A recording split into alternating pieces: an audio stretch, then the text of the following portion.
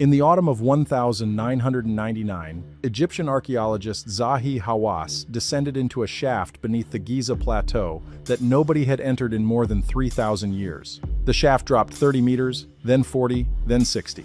At the third level, sealed behind granite portcullises, his team found a basalt sarcophagus in a chamber that no dynastic text had ever described. There were no inscriptions on the walls, no royal cartouche, no identification, just the chamber, the sarcophagus, and the smell of air that had not moved since before the Roman Empire. But that was not the finding that should have stopped everyone cold. The finding that should have changed everything was what happened when the shaft's geometry was mapped against every other known subterranean passage beneath the Giza Plateau. Every tunnel projection pointed to the same coordinate. That coordinate does not lie beneath any pyramid. It lies outside the Old Kingdom footprint entirely, in a zone the Egyptian Ministry of Antiquities has sealed from excavation. What sits at that coordinate, what every shaft beneath the pyramids geometrically converges toward, is a room that predates Egypt itself. 3 separate ancient traditions, recorded across 2 continents and 3 languages, all describe the same structure buried in the same place. And access to what sits inside it has been blocked, in one form or another, for over 17 centuries. If ancient history that the institutions keep sealed is what you are after, this channel publishes a new investigation every week covering suppressed discoveries with catalog numbers, named researchers, and primary sources you can check yourself. Subscribe now and hit the bell so you do not miss what comes next. The Giza Plateau has been mapped, surveyed, and photographed from every angle. But the investigation of what lies beneath it has always been managed by a narrow set of permits, a smaller set of authorized researchers, and an Egyptian ministry that classifies its own radar data before independent researchers can access it.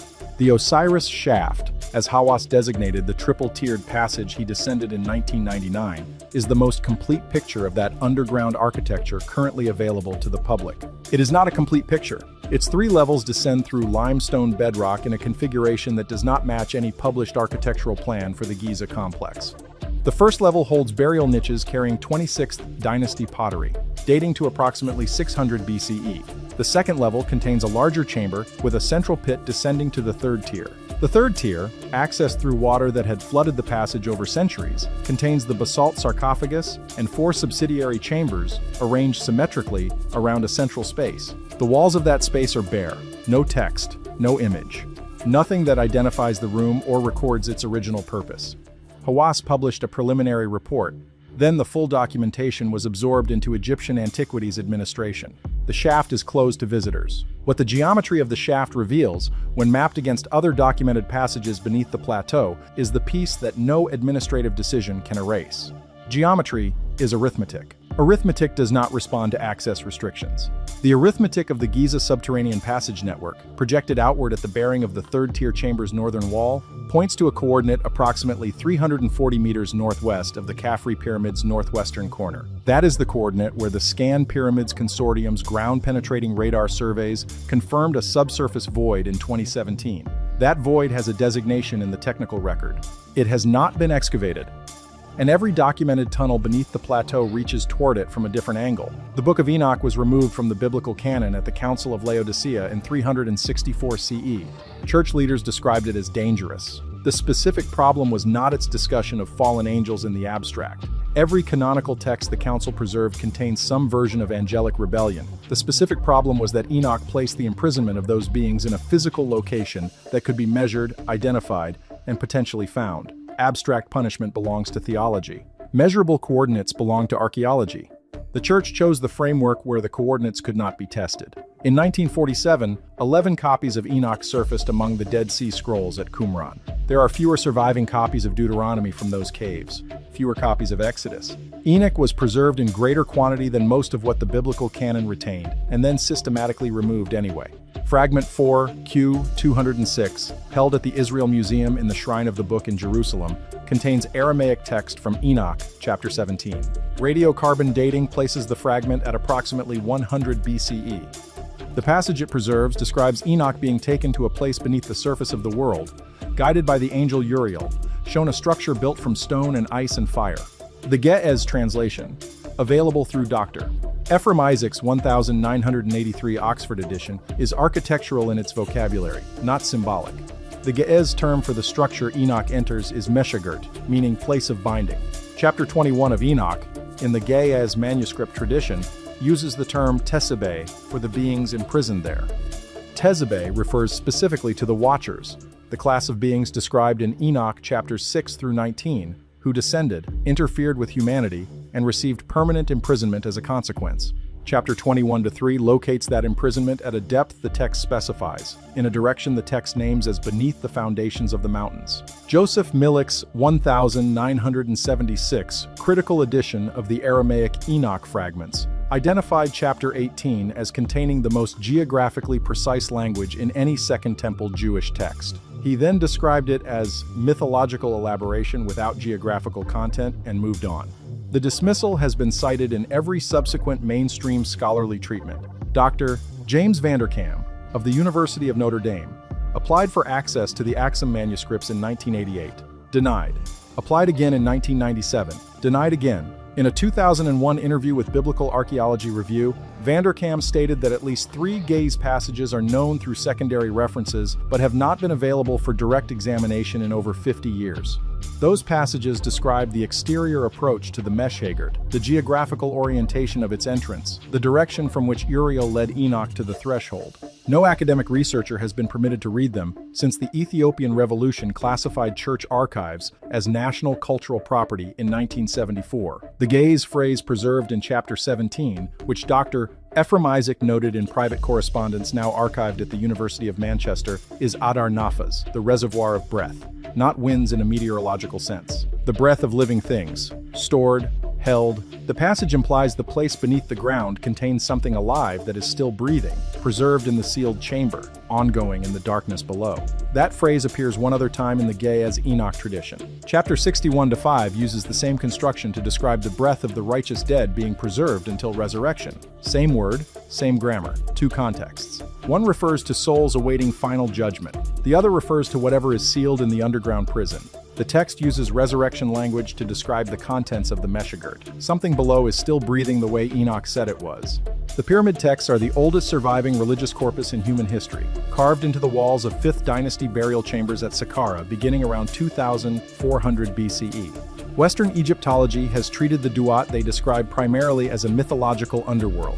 But the pyramid texts use geographical language, not theological abstraction, compass bearings, specific terrain references. Spell 468, referenced under the technical designation PT 882-883, describes the pharaoh descending through the gate of the Great Seat. The directional language specifies that the gate faces toward the setting of the sun and descends toward the foundation of the horizon. In Old Kingdom topographical convention, foundation of the horizon means below the stone, below the bedrock of the plateau, not a metaphysical concept, a physical depth. What PT 882 describes the pharaoh finding is a room. The text uses the term ipt wert, the Great Chamber. PT 883 adds a detail that has not attracted proportional scholarly attention. The walls of the Great Chamber are made of what the hieroglyphic text renders as stone from before the naming. In Old Kingdom administrative language, before the naming refers to time, before the first dynastic census, before recorded human governance.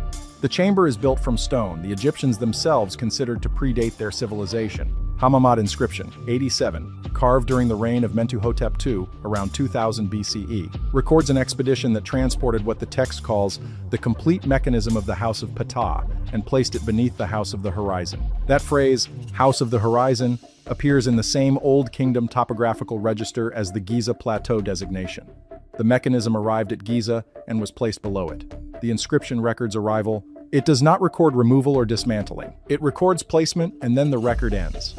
In the basement storage of the Cairo Museum, there is a limestone block that has not been on public display since 1973. It is catalogued as JE 89289. It measures approximately 1.22 meters across, carved on one face with a hieroglyphic register that does not match any known scene from the standard Egyptian religious canon.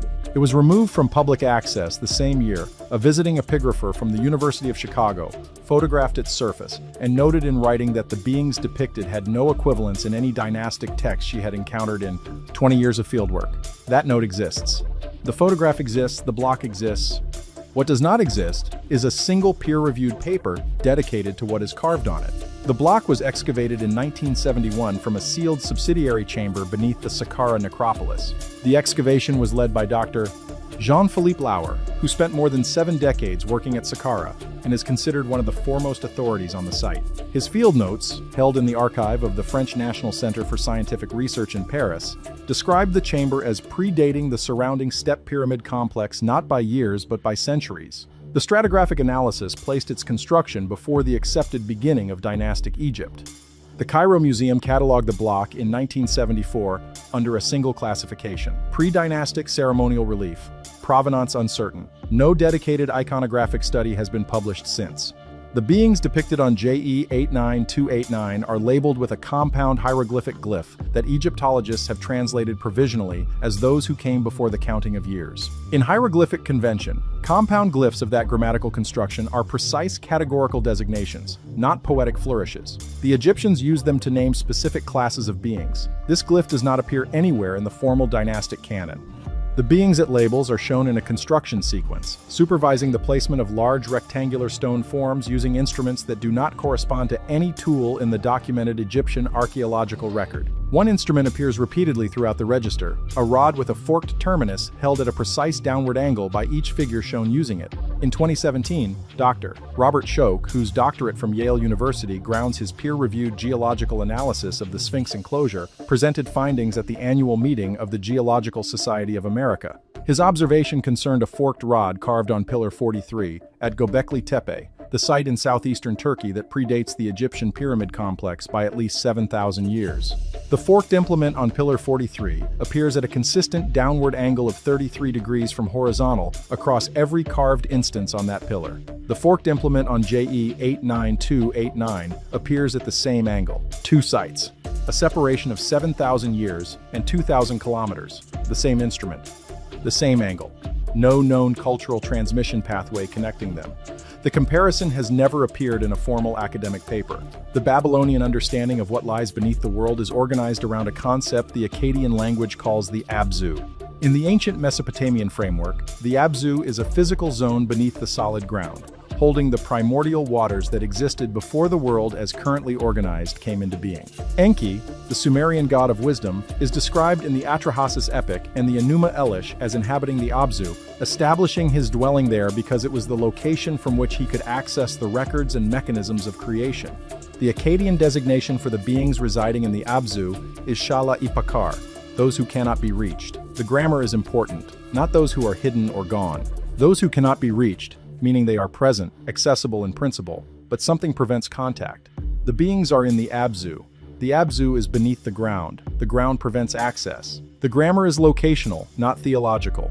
Dr. Nadia Voss of the Free University of Berlin published in 2021 a partial translation of the Anzu fragment, a clay tablet from the excavations of 1924, written in a script that predates the civilization whose layers contained it. The recovered 70% of that text describes a sequence of observable events leading to what the author calls an Abzu Bala, a compound Voss translates as the day the upper deep opened. An means sky. Abzu means the primordial deep.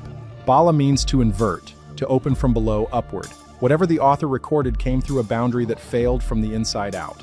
The Anzu fragment uses a classificatory compound for these beings that appears nowhere else in the Sumerian corpus. Voss transcribes it as Dingir Kinar, translated with documented scholarly discomfort as those who are neither of sky nor of earth.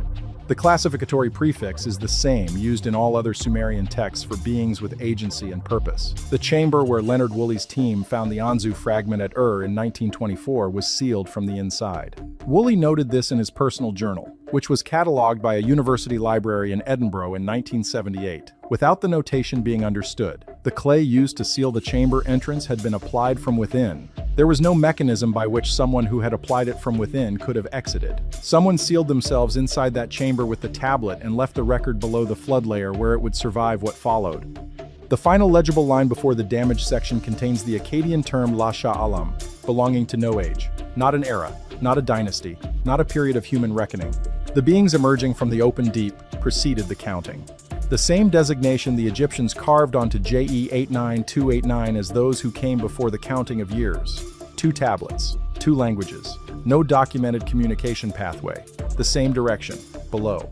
The Scan Pyramids Technical Report, published in the journal NDT and E International in 2017, identified subsurface anomalies beneath the causeway connecting the Khafre Pyramid complex to its valley temple. Anomaly G7 is the designation for a subsurface void measuring approximately 9 meters in its longest detected dimension, sitting at a depth consistent with Old Kingdom subterranean construction. The anomaly was logged. It was not excavated. The Egyptian ministry classified the Khafre Causeway corridor as a protected zone pending a comprehensive master plan for Giza subsurface investigation. That plan has been under development since 2018. No excavation permits for Anomaly G7 have been granted to any research team. The void sits beneath protected limestone that cannot be disturbed without ministerial authorization that has not been issued. Beneath the Saqqara necropolis, the same consortium's 2018 survey identified at least 3 additional sealed subsurface chambers, whose dimensions are inconsistent with any known architectural feature at the site. The ministry classified those chambers as structurally sensitive. The full radar data from the 2018 Saqqara survey has not been released to independent researchers. The coordinate of Anomaly G7 sits along the same route that Hammamet inscription 87 records the mechanism traveling when it was transported to Giza during the reign of Mentuhotep II. The inscription recorded the mechanism placed beneath the House of the Horizon. The radar anomaly sits at that coordinate. The inscription does not record the mechanism being removed. Every tunnel beneath the plateau points toward that anomaly. Every ancient tradition this investigation has traced names a room at that location, built from materials older than Egypt, containing beings sealed there before the counting of years began. The mainstream archaeological position deserves to be stated fairly because it is a coherent one. Mark Lehner's excavations at Giza have produced workers' villages, administrative buildings, and tool deposits consistent with documented methods of pyramid construction. The pyramid texts have been analyzed for over a century, and the prevailing scholarly interpretation treats the Duat as mythological geography. Anomaly G7 may be a geological pocket. What those qualifications do not address is the convergence. Geological voids do not align simultaneously with the projected bearing of a documented subterranean shaft, the recorded transport route from a 2000 BCE inscription, and the coordinate implied by architectural compass bearings in a 5th dynasty funerary text. That is not coincidence. That is a signal. The helical groove marks documented by Dr. Alan Phillis and his materials analysis team from the University of Liverpool in 2003 on the interior contact faces of Giza granite blocks remain officially unexplained. Dr.